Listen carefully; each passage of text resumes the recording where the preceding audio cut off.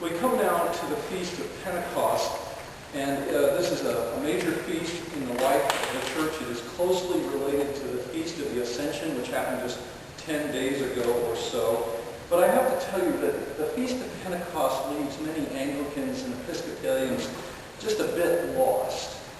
I grew up at the Screaming High Church end of the Episcopal Church, and we didn't make much of this when I was a kid. That's what the Pentecostals and those charismatics do. We don't. But the more I have studied this, the more I have looked at this, the more I've become convinced, no, Pentecost is for the whole church. The Holy Spirit came down for the whole church. It was a gift to everyone present in that house on that day. And there are a number of commentators who think it was a one-time event, but that's not what it says. That the gifts of the Spirit continue to be poured out.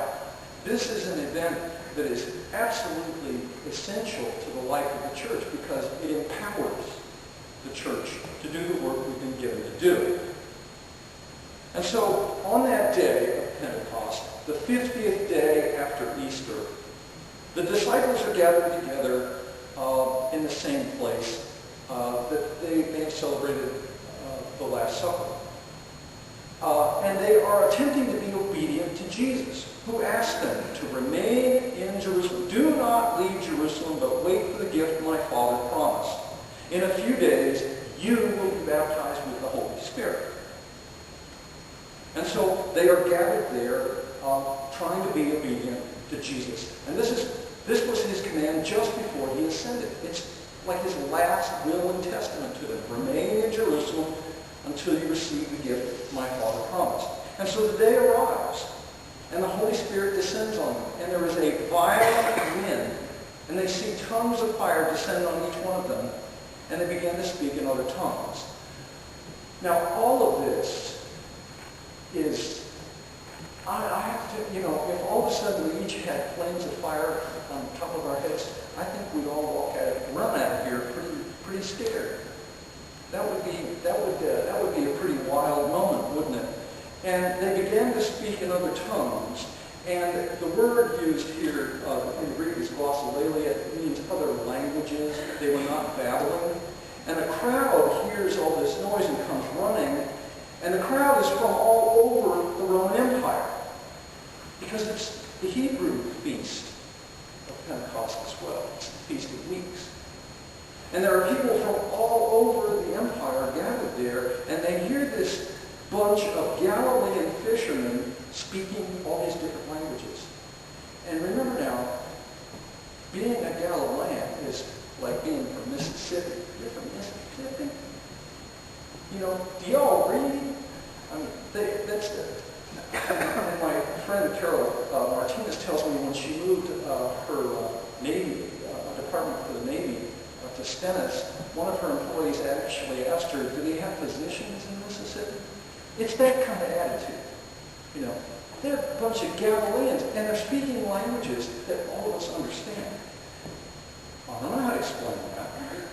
On the first Pentecost morning, the Holy Spirit is doing something with language.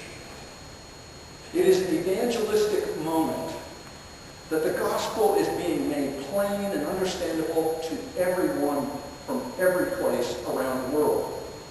Now, I've never had much of a linguistic ability. I took French in elementary school, I took French in junior high school, I took French in high school, and when I got to Iowa State, I just barely passed all my foreign language requirements. In fact, I think I had to take one of 3 courses over. And since college, I've come to realize that there are all sorts of people who have a gift for language, and they are really blessed. But I'm not blessed with that. I played saxophone for years, too. I wasn't even good at that either. But have you ever heard of broken English? I mean, have you heard that phrase? There are people who live in America who can only speak broken English. Judge Jesse Caldwell, I think he's from North Carolina, tells a story of a Vietnamese woman who spoke broken English. she was waiting her turn to be examined in the ER. And it was really crowded. And she gradually became aware of this very frustrating non-conversation that was taking just a few seats over from hers between a nurse and a Spanish-speaking woman. The nurse did not speak Spanish. And the more the Vietnamese woman listened, the more she realized that the Spanish-speaking woman spoke a kind of broken English as well.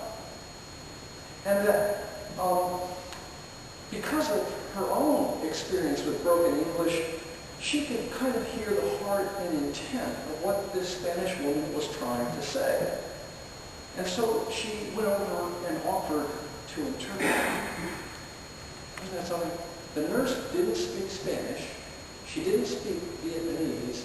And the Vietnamese woman hardly spoke English and didn't speak Spanish at all, but she offered to interpret. And the Vietnamese woman was so successful and so effective that eventually the hospital hired her as kind of a generic translator. And so brokenness turned out to be the common language that everybody coming into the hospital spoke.